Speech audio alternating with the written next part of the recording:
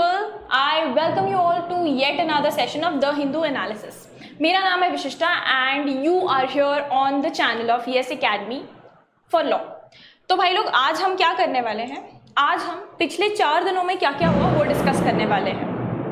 अच्छा, ये थोड़ा सा डिस्टर्बेंस आ रहा होगा. There is crazy rainfall going on. तो अगर थोड़ा सा आई थिंक बाहर से बहुत ज़्यादा ज़ोर से बादल कड़क रहे हैं, मतलब आप समझ लो ये साउंड प्रूफिंग वाले स्टूडियो के बाद भी इतना तेज पूरा रूम वाइब्रेट कर रहा है. So please bear with that. So आज अपन डिस्कस करने वाले हैं today being Tuesday. Last session अपना हुआ था फ्राइडे को, तो फ्राइडे, सैटरडे, संडे और मंडे को क्या क्या हुआ है we are going to discuss today. ठीक है, तो भाई लोग आ जाओ फटाफट से. मोस्ट इंपॉर्टेंट आर्टिकल्स हम डिस्कस करते हुए जाएंगे. चारों दिन के देखेंगे क्या क्या इंपॉर्टेंट हुआ है. अच्छा, बहुत ज्यादा कुछ नहीं हुआ है क्योंकि मोस्टली सब कुछ न्यूज जो आ रही है that has been related to elections. Election से रिलेटेड जनरली कॉम्पिटिटिव एग्जाम्स में बहुत ज्यादा क्वेश्चंस नहीं आते हैं. सिर्फ स्टैटिक जीके से रिलेटेड अगर कुछ आए तो, अदरवाइज ये पॉलिटिकल न्यूज जिसको हम कहते हैं, ये पॉलिटिकल न्यूज बहुत ज्यादा नहीं आती है क्वेश्चन पेपर्स में. Competitive exams generally steer clear of them. ठीक है, तो सबसे पहले और सबसे इंटरेस्टिंग न्यूज जो एक हम डिस्कस करने जा रहे हैं that is, just give me a second, let me check if the sound is okay.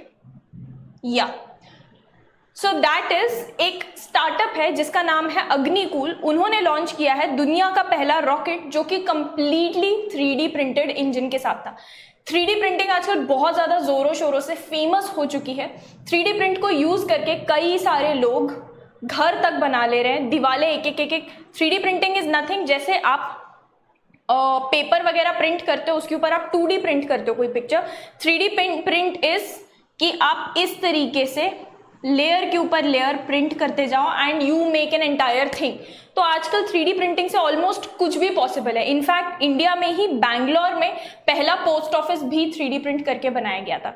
यहाँ पे जो हम बात कर रहे हैं, यहाँ पे हम बात कर रहे हैं एक चेन्नई में हेडक्वार्टर्ड स्टार्टअप है जिसका नाम है अग्निकूल. ठीक है, कहां पे है इसका हेडक्वार्टर? It's in Chennai. और इसका नाम क्या है? अग्निकूल. ठीक है, अग्निकूल कॉस्मोस प्राइवेट लिमिटेड. इन्होंने क्या किया है? इन्होंने दुनिया का पहला ऐसा रॉकेट लॉन्च किया है जिसका इंजन पूरी तरीके से कंप्लीटली 3D प्रिंटेड था. ठीक है, और इस रॉकेट का नाम है sorted. Agnibaan sub orbital technology demonstrator. अगर सॉर्टेड का फुल फॉर्म देखें अपन तो, ठीक है, with a single piece 3D printed engine from launch. कहां से? आप अक्सर देखोगे इंडिया में जो भी रॉकेट लॉन्चेस होते हैं वो श्रीहरिकोटा से ही होते हैं. तो ये भी यहीं से हुआ है. ठीक है, ये थर्सडे की बात है. तो जब ये न्यूज़पेपर 31 का है तो इसके एक दिन पहले की ही बात है. ये रॉकेट लॉन्च किया गया था सुबह सुबह, जब क्लियर स्काइज होते हैं, बाकायदा देखा जाता है, अंडरस्टैंड किया जाता है, क्लियर स्काइज में रॉकेट लॉन्च किया जाता है. So that was when it was launched. ठीक है, अब थोड़ा सा हम जान लेते हैं अग्निबाण सॉर्टेड के बारे में, जो इस रॉकेट का नाम है.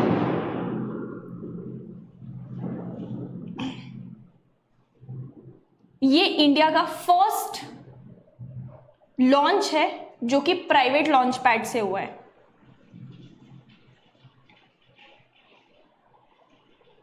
और इस प्राइवेट लॉन्च पैड का नाम है धनुष. ठीक है, इस प्राइवेट लॉन्च पैड को भी अग्निकूल ने ही, जो स्टार्टअप है जिसके बारे में हम बात कर रहे हैं, उन्होंने ही इस प्राइवेट लॉन्च पैड को भी सेटअप किया था. ठीक है, अच्छा, अगेन बहुत सारे फर्स्ट हैं इसमें, हम लाइन से देखते जाएंगे. अगेन ये इंडिया का पहला,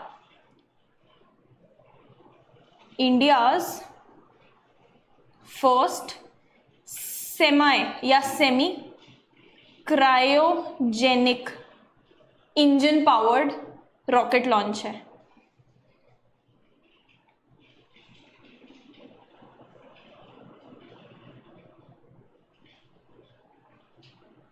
और हमको ये तो पता ही है, ऐसा पहला रॉकेट जिसका इंजन कंप्लीटली 3D प्रिंटेड था. किस स्टार्टअप ने लॉन्च किया है? अग्निकूल, जो कि हेडक्वार्टर्ड है चेन्नई में. ठीक है, अच्छा, अकॉर्डिंग टू द स्टार्टअप, जो स्टार्टअप जिन्होंने लॉन्च किया है उनका ये कहना है कि इसका की पर्पस भाई अब तो बिल्ड अभी तक समझिए, पर्पस क्या था इसको लॉन्च करने का, इसका की पर्पस या इसका मिशन क्या था, it was to serve as a test flight या डेमोन्स्ट्रेशन शो करने के लिए कि इस तरीके का जो रॉकेट है जो 3D प्रिंटेड इंजन के साथ है उसको कहाँ तक हम भेज सकते हैं और कहाँ तक, बेसिकली एक डेमोन्स्ट्रेशन फ्लाइट के तौर पे इसको भेजा गया था। तो कुछ खास स्टडी करने का इसका मिशन नहीं है, इसको सिर्फ एक डेमोन्स्ट्रेशन फ्लाइट की तरह यूज किया गया। अब आगे जाके क्योंकि ये सक्सेसफुल हुआ है इसलिए शायद आगे जाके इस तरीके के हमको 3D मेड इंजन्स या 3D प्रिंटेड इंजन्स और भी रॉकेट्स में देखने को मिल सकते हैं। ये बहुत बहुत बहुत ज़्यादा किफ़ायती है और बहुत ज़्यादा टाइम बचाने वाली चीज़ है। जैसे कि हम बिल्डिंग्स के केस में देख सकते हैं, जहाँ किसी घर को बनाने के लिए आराम से 1 आध साल लगता था, वहीं 3D प्रिंटिंग से मियर 1.5 से 2 महीनों के अंदर वो घर बन गया था, सीमेंट, पिस्टल मोटर, इन्हीं सब चीज़ों को यूज़ करके। तो कॉस्ट इफेक्टिव तो है ही है, उसके अलावा time is the biggest cost. Time सबसे ज्यादा एक चीज ऐसी होती है ह्यूमंस के पास कि आप कितने भी पैसे ले आओ लेकिन आप टाइम को कंट्रोल नहीं कर सकते।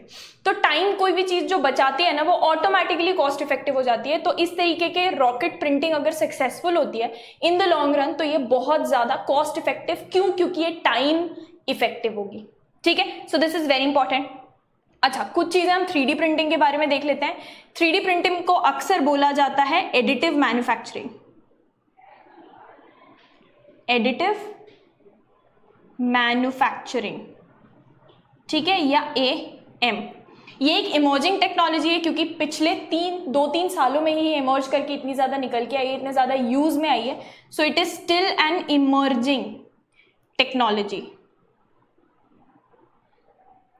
जो कि रैपिडली अब मैन्युफैक्चरिंग इंडस्ट्रीज यूज कर रही हैं। तो इमर्जिंग टेक्नोलॉजी है लेकिन ऑलरेडी इसको बहुत सारी मैन्युफैक्चरिंग इंडस्ट्रीज अडेप्ट कर चुकी हैं। दूसरी चीज, ये एक रेवोल्यूशनरी मेथड है, ये तो हमको पता ही है। रेवोल्यूशन मतलब कोई पुराना चलता हुआ सिस्टम को जो एकदम से चेंज कर दे उसको हम रेवोल्यूशन कहते हैं। तो 3D printing is definitely a revolutionary method जो कि 3 डायमेंशनल ऑब्जेक्ट्स बना देती हैं बाय लेयरिंग ऑन मटेरियल। और इसमें किसी भी टाइप का मटेरियल यूज किया जा सकता है, मतलब अब प्लास्टिक से लेके इवन सीमेंट, जो बिल्डिंग्स बनाई जाती हैं उसमें सीमेंट को यूज करते तक लेयरिंग करके पूरी की पूरी बिल्डिंग्स बनाई जाती है। तो इट्स नॉट लाइक इसमें सिर्फ एक तरीके का मटेरियल यूज हो सकता है, इसमें बहुत सारे तरीकों के मटेरियल यूज हो सकते हैं। ठीक है, अच्छा, एक बहुत बड़ी चीज जो 3D प्रिंटिंग की होती है compare to traditional methods of building something is, इसमें बहुत ज्यादा डिजाइन फ्लेक्सिबिलिटी ऑफर होती है। आपको कोई भी चीज, किसी भी तरीके की डिजाइन चाहिए हो, कोई आर्किटेक्ट को आप दोगे तो उसको 10 बार सोचना पड़ेगा कि ये इतना टाइम लगेगा, इतने कारीगर लगेंगे, ऑल दैट। ये सारे झंझट जो होता है ना ये 3D प्रिंटिंग में नहीं होते। आप बस एक सॉफ्टवेयर यूज करके इनपुट कर दो, if it is structurally possible कि इस तरीके का स्ट्रक्चर बनाया जा सकता है, then the 3D printer will make it. ठीक है, दूसरा, रिड्यूस करता है ये वेस्ट।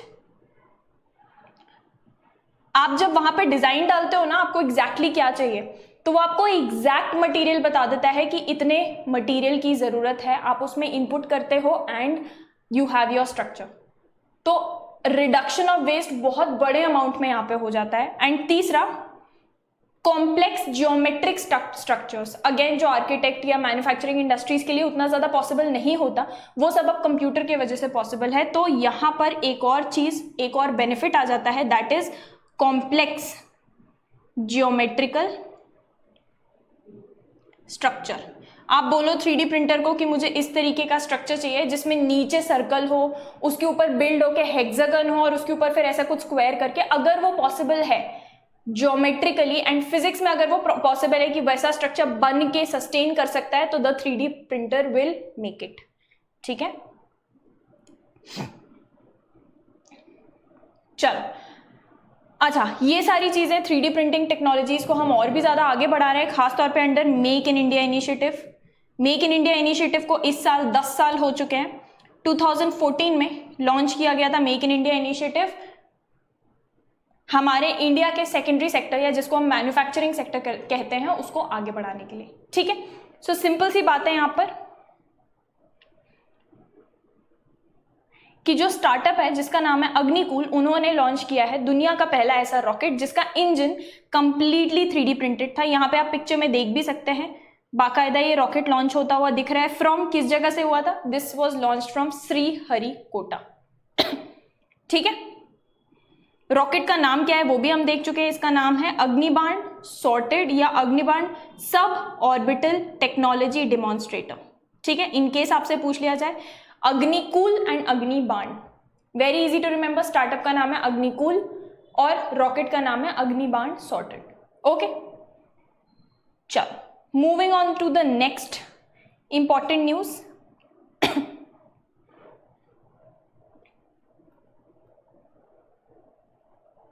अच्छा, यहाँ पे एक छोटी सी बात कही है मद्रास हाई कोर्ट ने, बट बहुत लंबे टाइम से इस चीज़ पर क्लैरिफिकेशन की ज़रूरत थी।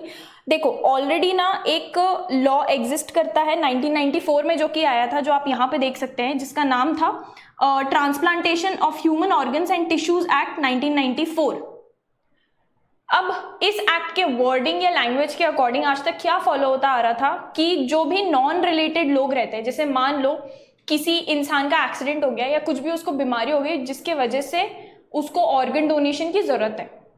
ठीक है, अब उसको ऑर्गन डोनेट करने के लिए जो डोनर होगा, पूरा का पूरा जो बर्डन कहते हैं या ओनस कहते हैं, वो डोनर और रिसिपिएंट के ऊपर चला जाता था कि आपको प्रूव करना है कि बाकायदा कंसेंट दिया गया था बाय द डोनर।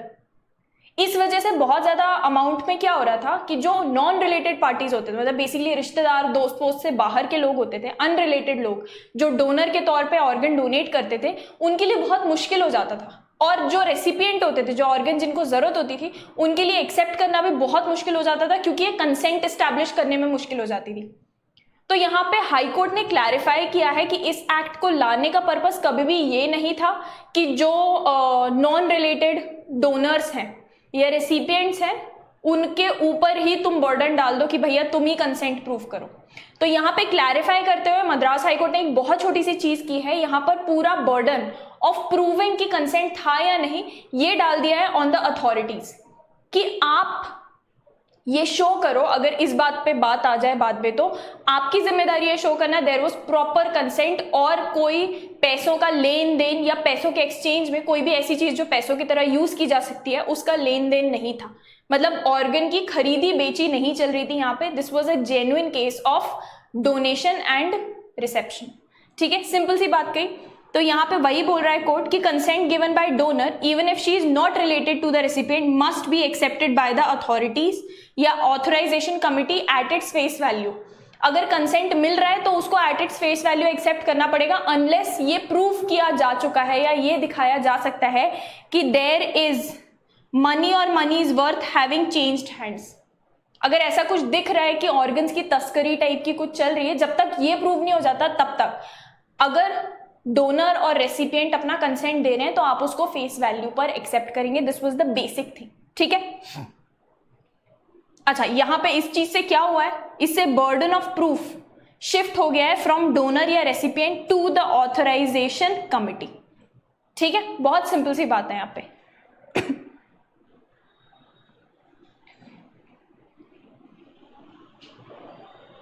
अच्छा, यहां एक और छोटी सी बात, तेलंगाना का स्टेट सॉन्ग अप्रूव हो चुका है। अभी एम्बलम पे कोई डिसीजन नहीं आया है, लेकिन बाकायदा तेलंगाना का स्टेट सॉन्ग जिसका नाम है Jai Jai He Telangana has been declared as the official state song of Telangana. ठीक है, इसके दो वर्जन्स हैं, एक थोड़ा छोटा है और एक बाकायदा 13.3 मिनट्स का है।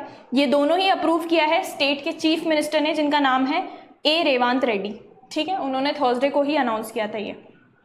इसका जो गाना है, इसके पीछे की स्टोरी क्या है, this song basically shows the struggle for a separate statehood.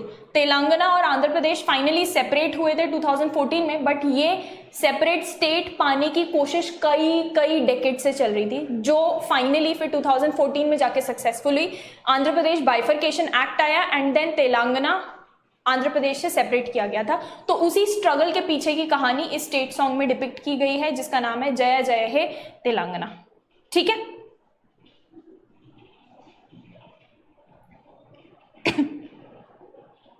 अच्छा, ये हम काफी टाइम से फॉलो कर रहे हैं। राफा में जो फाइनली इजराइल ने अटैक किया था, बजाय इसके कि ऑलमोस्ट पूरे दुनिया ने ही मना किया था इंक्लूडिंग यूएसए इजराइल को कि अब डोंट अटैक ऑन राफा, क्योंकि इससे अब बहुत ही बड़े लेवल की ह्यूमैनिटेरियन क्राइसिस हो जाएगी। Still Israel attacked. यहाँ पे इंडिया में मिनिस्ट्री ऑफ एक्सटर्नल अफेयर्स के जो स्पोक्स पर्सन है उन्होंने, जिनका नाम है मिस्टर रणधीर जायसवाल, उन्होंने स्टेटमेंट देते हुए कहा है कि दिस इज हार्ट ब्रेकिंग।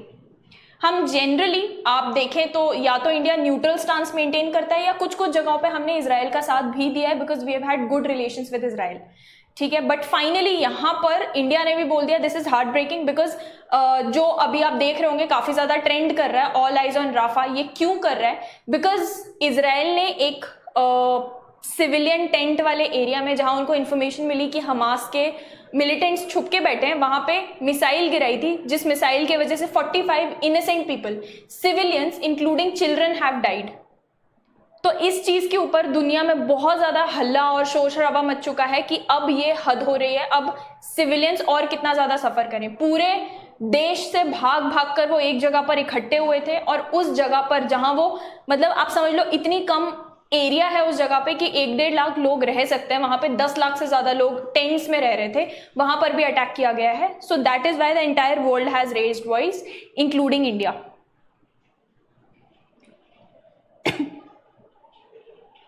उन्होंने यही बोला है कि this is a matter of deep concern, बहुत ज्यादा कंसर्न की बात है, बहुत बड़े लेवल पे अब इससे ह्यूमैनिटेरियन क्राइसिस आ चुकी है and it's high time now कि अब बैठ के बातचीत किया जाए और एमिकेबली कुछ सोल्यूशन निकाला जाए because now this is leading to loss of a lot of civilian lifes and innocent lifes, ठीक है। अच्छा, यहां पे ये जो बात हो रही है, पहले ये छोटी सी न्यूज सुन लो। इंडिया की पीस कीपर, उनको UN award on gender advocacy मिला है। इनका नाम क्या है? Here you can see, UN के सेक्रेटरी जनरल एंटोनियो ग्यूटेरस ने इनको अवार्ड दिया है और name is major Radhika Sen, ठीक है। Major Radhika Sen, she is an Indian peace maker जिनको कॉन्गो में, डेमोक्रेटिक रिपब्लिक ऑफ कॉन्गो अगर ऑफिशियल नाम बोले तो, वहां पे डिप्लॉय किया गया था। इनको दिया गया है UN military gender advocate of the year award 2023। किस चीज के लिए? For her work in supporting conflicted affected communities in Congo. वहां पे जो बहुत ज्यादा दबी कुचली कॉन्फ्लिक्टेड कम्युनिटीज हैं, उनको उनकी बढ़ोतरी के लिए, उनके बेटरमेंट के लिए जो इन्होंने कंट्रीब्यूशन किया, उन्होंने काम किया है, इस चीज के लिए उनको अवार्ड दिया गया है। May 30 सेलिब्रेट किया जाता है as international day of UN peace keepers, इसलिए May 30 को ही इनको अवार्ड दिया गया है। इन्होंने क्या किया था? She led a team of 20 women soldiers and 10 male soldiers, और ये जाके her work basically was mainly focused on interacting with civilians and addressing security concerns of internally displaced persons। अंदर ही अंदर जो डिस्प्लेस्ड पर्सन्स थे, वहां पे काफी ज्यादा गैंग वॉर और ये सब चलता रहता है, उनके लिए जो कंसर्न लोगों के थे उनको सुना and she tried to solve them, ठीक है, एकदम ग्रास रूट लेवल पे। खास तौर पे she advocated raising voices of women, girls and children in conflicted areas. तो उन्होंने वैसे पूरे कम्युनिटी के लिए ही काम किया, बट स्पेशली उन्होंने काम किया for women, girls and children, उनकी आवाज ऊपर तक पहुंचाने के लिए। That's why she was given this award. अच्छा, आपको याद होगा 1-2 दिन पहले ही 31-30 को बहुत ज्यादा ये न्यूज आई थी कि 29 मई को बहुत रिकॉर्ड ब्रेकिंग टेम्परेचर एक आया है इन दिल्ली, और दिल्ली के स्पेशली मुंगेशकर एरिया में, मुंगेशकर स्टेशन जो है, तो दिल्ली में ना जगह जगह पे इस तरीके के ऑटोमेटिक टेम्परेचर डिटेक्टिंग मशीन्स लगे हुए हैं। तो ये जो मुंगेशकर एरिया में, मुंगेशकर ऑटोमेटिक वेदर स्टेशन, यहां पर रिकॉर्ड ब्रेकिंग टेम्परेचर जो आया था that was of 52.9 degree Celsius. ऐसे बोला जा रहा था दिल्ली ने आज तक का कोई भी रिकॉर्ड, राजस्थान में एक एरिया है जहां पे आज तक का इंडिया का हाईएस्ट रिकॉर्डेड टेम्परेचर, उस जगह का भी रिकॉर्ड तोड़ दिया है, और दिल्ली का आज तक का हाईएस्ट टेम्परेचर से 4 डिग्री ज्यादा था ये। तो ये बहुत ज्यादा पूरे देश में, पूरे दुनिया में भी इस चीज का हल्ला फैल गया था कि भाई ये किस लेवल की ग्लोबल वार्मिंग हो रही है जो सिर्फ दिल्ली में इतना ज्यादा टेम्परेचर राइज है। तो फाइनली वहां पे इंडियन मेट्रोलॉजिकल डिपार्टमेंट IMD के ऑफिसर्स गए और उन्होंने ये पता लगाया, पहले तो उनका ये कहना था कि हो सकता है ये स्टेशन मंगेशकर स्टेशन जो है इसका जो थर्मिस्टोर था ये शायद फॉल्टी हो सकता है। पहले उन्होंने स्पेक्यूलेट किया, फिर फाइनली उन्होंने भेजकर इसका पता भी लगाया एंड दे डिड रियलाइज कि दिस वाज एक्चुअली फॉल्टी। जो ये वहां पे डिटेक्टिंग डिवाइस था वो फॉल्टी था, कुछ भी गड़बड़ होने की वजह से इतना ज्यादा हाई टेम्परेचर रिकॉर्ड किया, क्योंकि उनका सिंपल सा लॉजिकल सा कहना था अगर इतना हाई टेम्परेचर होता तो बाकी के स्टेशंस भी ये टेम्परेचर रिकॉर्ड करके शो करते, लेकिन दिल्ली का सिर्फ एक स्टेशन था जिसने ये शो किया। तो अब एक्चुअली में 29 मई को मंगेशकर स्टेशन के पास कितना टेम्परेचर था will remain a mystery, but ये 52.9 डिग्री सेल्सियस जो जिसपे इतना ज्यादा हल्ला मच चुका था ये रियलिटी नहीं थी, and this happened because of the faulty thermistor. ठीक है, अच्छा यहां से कुछ बेसिक फैक्ट्स भी जान लेते हैं कि ये जो टेम्परेचर बढ़ रहा है आजकल बहुत ज्यादा, अच्छा ऐसा है कि 52.9 नहीं था, बट ये भी है कि ग्लोबल वार्मिंग तो हो रही है और साल भर साल टेम्परेचर बढ़ता ही जा रहा है, एवरेज टेम्परेचर, है ना। तो इसका मेन रीजन क्या है? सबसे पहले तो कॉम्बिनेशन ऑफ फैक्टर्स है। सबसे पहला पब्लिक वेंटिलेशन। पब्लिक वेंटिलेशन खासतौर पर अर्बन सिटीज, बड़े सिटीज में है ही नहीं। पब्लिक वेंटिलेशन, बिल्डिंग इतने पास पास सट कर बिल्डिंग है कि हवा इधर उधर जाए कहां, तो पब्लिक वेंटिलेशन का तो कंसेप्ट ही नहीं है। दूसरा density of buildup structures, again वही बिल्डिंग जो इतना कंजेस्टेड वे में है, डेंसिटी डेंस वे में पूरा बिल्डअप स्ट्रक्चर्स हैं उसके वजह से, तो डेंसिटी हो गई। एंड पेड़ वेड़ तो बचे ही नहीं है, 20% से भी कम ग्रीन कवर बचा है अर्बन सिटीज में, मोस्टली मुंबई दिल्ली कोई भी उठा के देख लो आप, तो अवेलेबिलिटी ऑफ शेड है ही नहीं।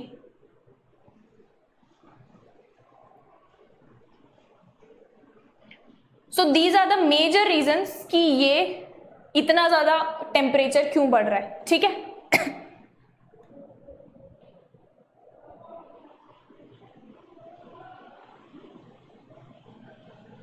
अच्छा यहां पे कुछ अगर अपन देखें तो इस आर्टिकल में एक दो बातें और हुई थी। एक तो कि लॉन्ग, आप शॉर्ट टर्म बेसिस पे जो बातें कर रहे हैं, जो दिल्ली का एक्शन प्लान है वो हमको समझ में आता है शॉर्ट टर्म बेसिस पे, बट लॉन्ग टर्म बेसिस पर भी काफी कुछ करने की जरूरत है। जैसे वाटर के रिस्पेक्ट में एक सजेशन था कि जो सिटीज होती है खासतौर पर urban cities, they can maintain a reservoir for emergencies, मतलब वाटर रेजर्वोयर इमरजेंसीज के लिए, और इस तरीके का जो डिस्ट्रीब्यूशन सिस्टम होता है ना उसको ताकि टैंपरिंग से वो मजबूती मेंटेन कर सके, स्ट्रेंथ मेंटेन कर सके, and wastage of water should be, किसी भी कीमत पे इट शुड बी स्टॉप्ड। ठीक है, so these are the major suggestions जो की थे इनके बारे में। ओके, लास्ट में अच्छा अपन आ जाते हैं, एक बहुत इंपॉर्टेंट आर्टिकल है, प्रोबेबली चारों न्यूज़पेपर्स में से सबसे ज्यादा इंपॉर्टेंट आर्टिकल हो सकता है ये, एंड दैट इज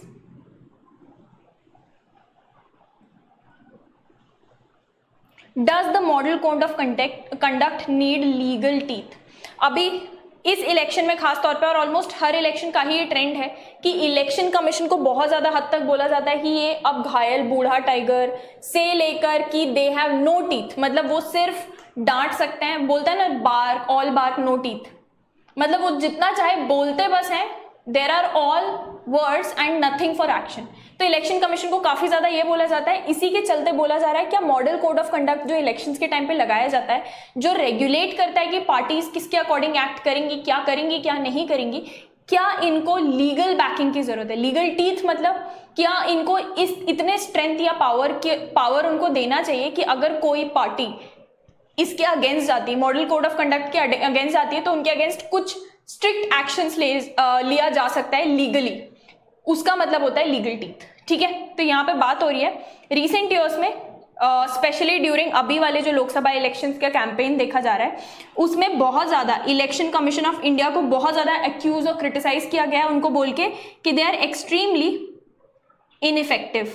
या तो इनइफेक्टिव बोलते हैं या इनको बोलते हैं कि यार ये पार्शियल है ना, पार्शियल बोलता है, और ये बोला जा रहा है कि इनके सामने तो बहुत बड़े लेवल पे वायलेशंस हुए हैं of model code of conduct, MCC।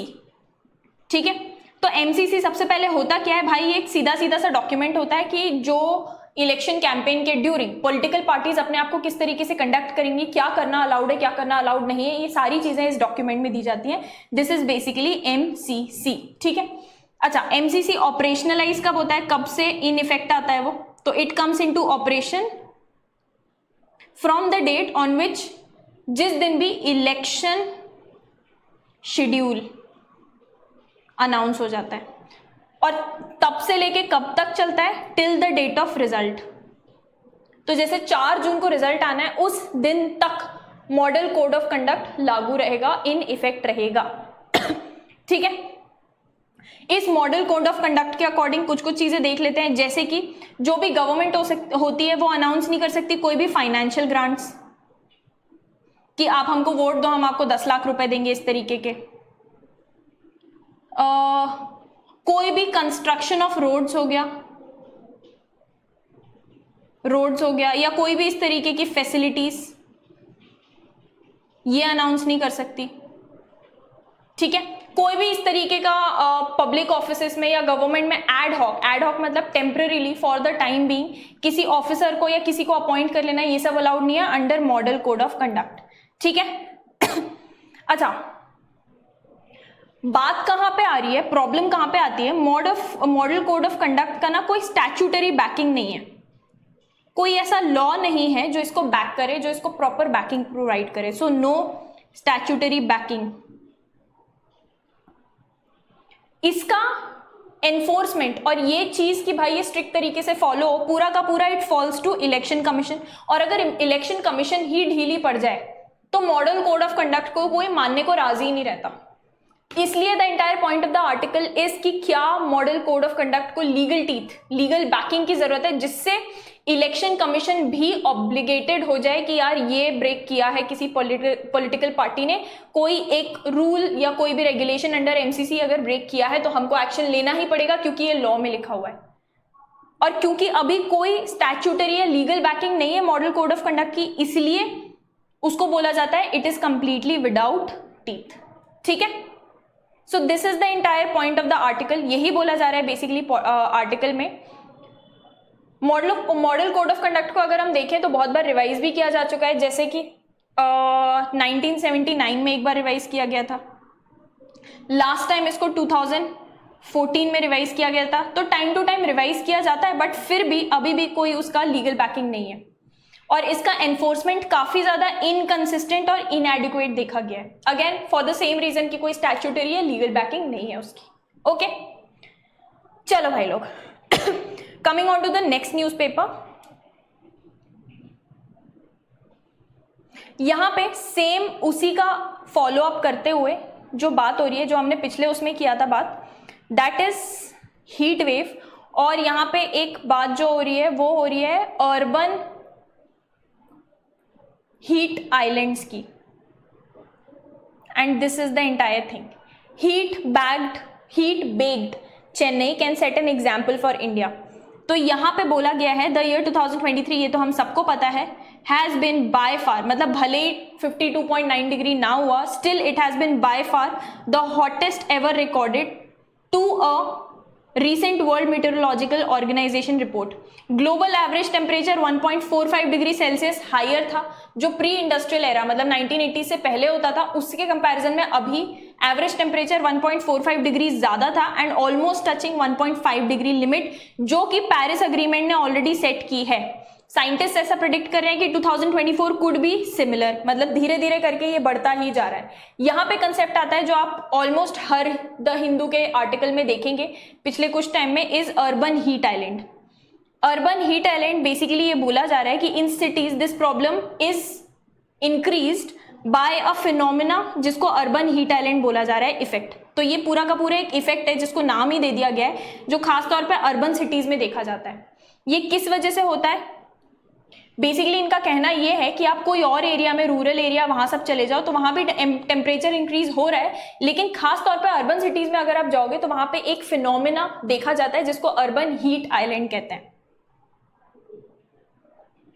ठीक है. ये अर्बन हीट आइलैंड के पीछे का कंसेप्ट क्या है और ये क्यों इतना ज्यादा लेवल पे एग्जिस्ट करता है सिटीज में? सबसे पहले तो concrete buildings and tarmac roads. इनके वजह से क्या होता है, जो भी हीट होती है ना वो इनमें ट्रैप हो जाती है, तो हीट आके गर्मी जो होती है वो इसमें ट्रैप होकर उसको रिलीज होने का कहीं जगह नहीं मिलती। तो एक तो ये हो गया ओवर हीटिंग जिसके वजह से होती है। दूसरा, सिटीज में कोई ग्रीन कवर ही नहीं है, पेड़ पौधे जिसको हम बोलते हैं, ग्रीन कवर नहीं है। अगेन जैसे कि हम बोले लगभग 20% से भी कम, लगभग 20% से भी कम ग्रीन कवर बचा है in cities, urban cities like Mumbai, Delhi. ठीक है। तीसरा, पॉपुलेशन तो चलो बोलते हैं, लेकिन पॉपुलेशन की सबसे बड़ी प्रॉब्लम जो है दैट इज वेल मेंटेन्ड या well organised, well distributed population नहीं है। और दूसरा, ये एसी, फ्रिज और ये सब जो हम यूज करते हैं ना, इसके कंप्रेसर्स जो कंटिन्यूसली हीट छोड़ते हैं, हमको लगता है एसी हमको ठंडक दे रहे हैं, बट एक्चुअली में ग्लोबल टेम्परेचर राइज में एसीज का बहुत बड़ा हाथ है। और अर्बन सिटीज में, गांव रूरल एरियाज के कंपैरिजन में आप जाओ तो अर्बन सिटीज में तो बहुत बड़े लेवल पे एसीज वगैरह यूज होते हैं। तो that is again one of the reasons why ये अर्बन हीट आइलैंड का कंसेप्ट यहां पर आता है। ठीक है। तो बेसिक कुछ बातें कि अर्बन हीट आइलैंड ये बोलता है कि टेम्परेचर जनरली अर्बन एरियाज या लार्ज क्राउडेड अर्बन सेटिंग में और भी ज्यादा सेवरल डिग्रीज से हायर होता है कंपेयर टू आसपास के उसके गांव वाले एरियाज। आपने भी कई बार एक्सपीरियंस किया होगा, कभी गांव वगैरह गए होगे तो आपको लगता है ना, अरे यहाँ पे तो टेम्परेचर ठंडा है, यहाँ पे सिटीज में कितनी गर्मी है। This is the phenomena which is responsible, जिसको बोलते हैं अर्बन हीट आइलैंड। इसका सोल्यूशन के तौर पे एक बहुत बड़ा चीज है विच इज, जिसको बोला जाता है मियावाकी फॉरेस्ट। ये जापान में यूज होता है। मियावाकी फॉरेस्ट में अर्बन सिटीज में ही कुछ एरिया को लेके वहां पे डेंस फॉरेस्ट बनाया जाता है एंड वो बेसिकली ग्रीन कवरेज प्रोवाइड करता है। तो ये मियावाकी फॉरेस्ट जापान में काफी ज्यादा हद तक यूज होता है और ये इंडिया में भी this could be one of the solution, क्योंकि जब तक ग्रीन कवर नहीं बढ़ाते तब तक कोई भी सोल्यूशन नहीं है जो लॉन्ग टर्म में वर्क कर सके against these urban heat islands जो कि बन रहे हैं। ठीक है। चलो, अच्छा, नेक्स्ट एक again very very interesting article is here.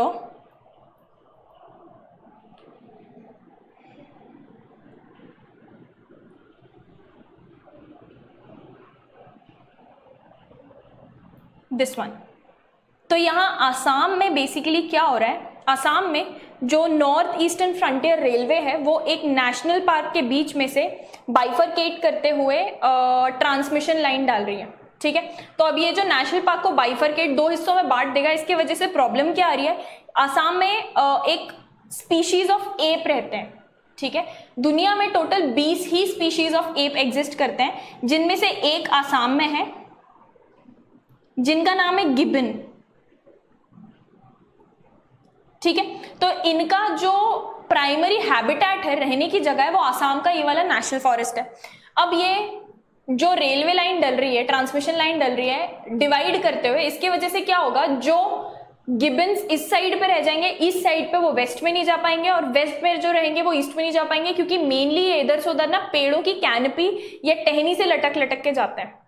तो यहाँ पे जो नॉर्थ ईस्टर्न फ्रंटियर रेलवे है NFR, वो क्या कर रही है, उन्होंने अलग से फंड्स निकाले हैं कि जैसे कि आप इस पिक्चर में देख सकते हैं, यहाँ पूरा आइडिया एक्सप्लेन किया है कि ये जिस तरीके की ट्रांसमिशन लाइन है, ये पेड़ों को कनेक्ट करते हुए ब्रिजेस बनाने वाले हैं, जिसके थ्रू जो ये गिबन्स होते हैं, जो ये एप्स होते हैं, वो इधर से उधर जा सकेंगे। ठीक है। अच्छा, ये कहाँ पे पाए जाते हैं, जिस वाइल्ड लाइफ सैंक्चुरी की हम बात कर रहे हैं, दिस इज हुलांगपर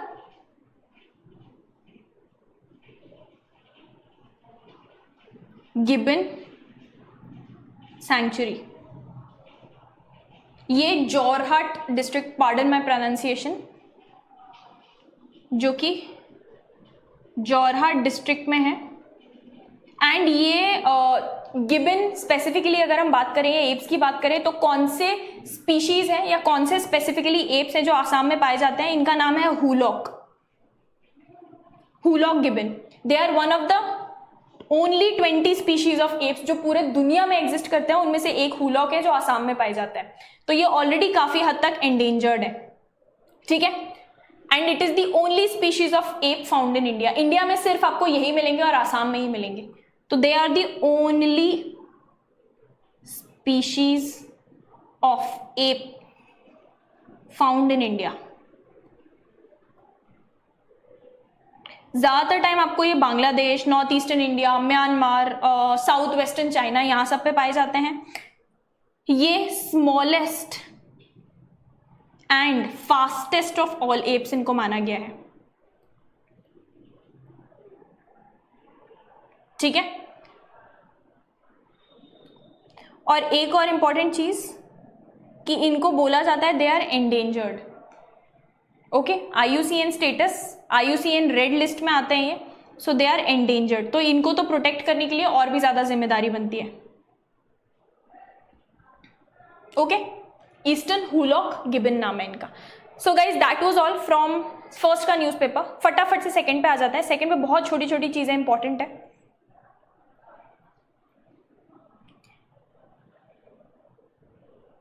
जैसे कि सबसे पहले जो अपन ने बात किया था IMD का, इंडियन मीटेरोलॉजिकल डिपार्टमेंट, उन्हें फाइनली मंगेशपुर डिस्ट्रिक्ट में ये जो सेंसर था, टेम्परेचर सेंसर, जिसके वजह से दिल्ली का हाईएस्ट टेम्परेचर आया था 52.9 डिग्री सेल्सियस, जो बताया गया अल्टीमेटली कि दिस वाज फॉल्टी, उसको रिप्लेस कर दिया गया है।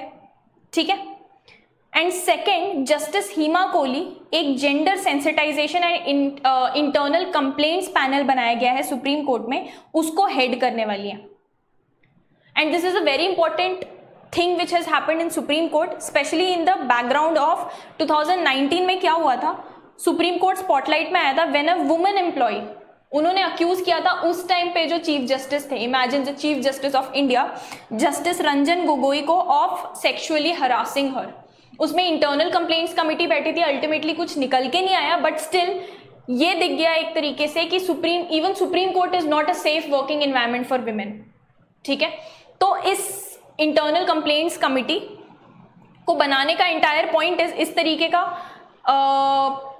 केसेस दोबारा निकल के सामने ना आए, स्पेशली ऐसी जगह पर जिसको रिस्पॉन्सिबल बनाया गया है फॉर इंश्योरिंग जेंडर इक्वालिटी। तो जेंडर इक्वालिटी कहाँ से एग्जिस्ट करेगी अगर आप जस्टिस ही इंश्योर नहीं कर पा रहे हो। लोगों का तो जस्टिस सिस्टम पे से ही भरोसा हट जाएगा, जहां पे वो न्याय मांगने जाते हैं, अगर वहां पर ही ऐसी चीजें हो रही हैं तो इमेजिन। एंड स्पेशली बहुत ज्यादा इंपॉर्टेंट है इन द लाइन ऑफ कि already there is next in line justice BV Nagarathna, she is going to be the first ever chief justice of India, women chief justice of India. तो she is set in line. तो जब women इतना आगे जा रहे हैं तो ऐसी जगह, खासतौर पे सुप्रीम कोर्ट में ही जब इस तरीके की सेक्सुअल हरासमेंट की कंप्लेंट्स आएंगी तो people will lose their confidence in the court system या जस्टिस सिस्टम इटसेल्फ। तो दिस इज वेरी इंपॉर्टेंट। आप याद रखें कि इस कंप्लेंट्स पैनल को हेड करने वाली है justice Hima Kohli. Okay. And last but not the least of course,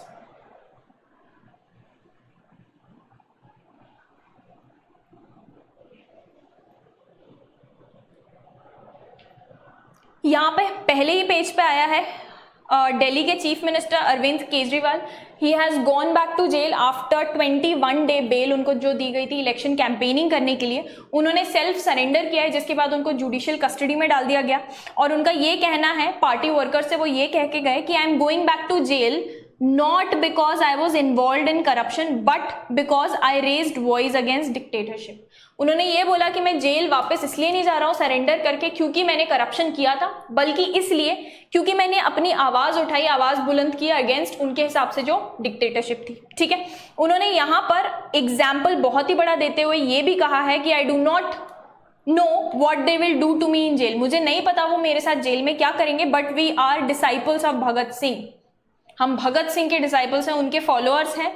who went to jail to free the country, I am going to jail to save the country. Bhagat Singh also hanged, उनको भी फांसी दी गई। I am also ready to be hanged, और मुझे फांसी दी जाए तो मैं भी इस कदम के लिए, इस चीज के लिए, इस पनिशमेंट के लिए तैयार हूं, अगर इसका मतलब ये है कि मैं अपने देश को आजाद करके आऊंगा। बहुत बहुत बहुत बड़ा स्टेटमेंट देते हुए अब देखने को ये है कि आगे आने इलेक्शंस के रिजल्ट में what is going to happen. 4th of June is going to be a major and one of the most important dates in the history of India. इस बार अगर आपने वोटिंग की है, जो नए नए वोटर्स काफ़ी सारे, इस बार की जनरेशन काफ़ी सारे लोग 18 साल के हुए हैं, पहली बार उन्होंने वोट दिया है, तो you are probably going to see a huge huge huge difference in previous trends, जो पिछले कुछ सालों से ट्रेंड्स चलते हुए आ रहे हैं, उसके और अभी के कंपैरिजन में आप बहुत बड़ा शिफ्ट एंड ट्रांजिशन देखने वाले हैं इन द इलेक्शन प्रोसेस। ठीक है, so guys this was all. Sorry, one last article यहाँ पे काफ़ी इंटरेस्टिंग आर्टिकल है, उसको मैंने हाईलाइट करके रखा था। It's mostly related to science and that is एक वॉल्केनो है पैसिफिक साइड पे, पैसिफिक ओशन में, जिसका नाम है टोंगा वॉल्केनो। और टोंगा वॉल्केनो ये समंदर के अंदर है, it is inside the ocean. ऐसा बोला गया है कि 2022 में लास्ट जो ये फटा था, जिसके वजह से सुनामी वार्निंग भी आई थी, इसके वजह से काफ़ी बड़े हद तक वेदर, जो पूरे ग्लोबल वेदर, पूरे दुनिया के वेदर पे इफेक्ट पड़ा है। कैसे, वो एक्सप्लेन किया गया है। तो यहाँ पे नाम है हुंगा टोंगा वॉल्केनो। ठीक है, हुंगा समथिंग, टोंगा वॉल्केनो। ये है in the Pacific kingdom of tonga. ठीक है, 2022 में लास्ट ईयर इरप्ट हुआ था, अंडर वाटर इरप्ट हुआ था 2022 में, उसके वजह से सुनामी की वार्निंग्स भी आई थी। अब यहाँ पे होता क्या है, जनरली जब भी वॉल्केनो फटता है तो उसमें से जो स्मोक निकलता है, और स्पेसिफिकली जो स्मोक निकलता है सल्फर डाइऑक्साइड, वो जो स्मोक क्लाउड निकलते हैं वो बाहर निकल के ultimately it leads to cooling effect. आसपास का एरिया अल्टीमेटली कुछ टाइम के बाद कूलिंग इफेक्ट लेकर आता है। क्यों? क्योंकि सल्फर डाइऑक्साइड ना over time sulphur aerosols form कर लेता है, जो कि जिसके वजह से क्या होता है, सनलाइट आती है ना, तो सनलाइट वो एरोसोल से टकरा कर वापस चले जाती है, सरफेस पे ठहर नहीं पाती, तो हीट ट्रैप नहीं होती, इसलिए कूलिंग इफेक्ट होता है। कायदे से वॉल्केनो जब इरप्ट होता है तो ऐसा कुछ होता है। ठीक है, इस केस में क्या हुआ, अब ये अंडर वाटर फटा, तो उस कारण से हीट बहुत ज्यादा जनरेट हुई, और हीट के वजह से समंदर का पानी जो है वो वेपर्स में कन्वर्ट होकर स्ट्रेटोस्फीयर में चला गया। और ये पानी इतना ज्यादा था कि it was almost equivalent to 60,000 Olympics pools. जो ओलंपिक स्पोर्ट होता है उसमें बहुत बड़ा स्विमिंग पूल होता है, तो ऐसे आप 60,000 स्विमिंग पूल्स में जितना पानी आएगा, उतना पानी लगभग वेपर बन के स्ट्रेटोस्फीयर में चला गया। तो इसके वजह से ये जो वाटर वेपर इन स्ट्रेटोस्फीयर होते हैं, इसके दो मेन इफेक्ट्स होते हैं। पहला, it helps in chemical reaction that destroys the ozone layer. जो ओजोन लेयर जो हमारे अर्थ के एटमॉस्फेयर को प्रोटेक्ट करके रखती है, उसको डिस्ट्रॉय करने में सबसे बड़ा हाथ होता है इन वाटर वेपर्स का, क्योंकि ये ग्रीन हाउस इफेक्ट की तरह काम करती है। And two, it is a very potent green house gas, जो कि अल्टीमेटली रिस्पॉन्सिबल है for causing global warming and rising global temperatures. ये वेपर्स ग्रीन हाउस गैस के तौर पे भी काम करते हैं। तो जब ये अंडर वाटर वॉल्केनो फटा, तो उसकी वजह से पूरे दुनिया में ग्लोबल लेवल पर जो वेदर था, मौसम में बदलाव देखा गया, और ओवर द टाइम ये बदलाव और भी ज्यादा ड्रास्टिक होता जा रहा है। इस तरीके का कोई भी वॉल्केनो अगर आगे फटता है तो it could mean very very very drastic things for people living on this planet. ठीक है, so this was a very interesting study, तो I thought why not share it with you guys. Maybe exam point of view से उतना important ना हो, but still you should know something related to what is happening in your world. Okay people, next अपन मिलने वाले हैं on the upcoming Friday. आज Tuesday है, तो Tuesday, Wednesday और Thursday को क्या क्या important हुआ हम Friday को discuss करेंगे. So guys, thank you all for joining me in today's session. I'll see you guys again very soon. This is Vishishta signing off.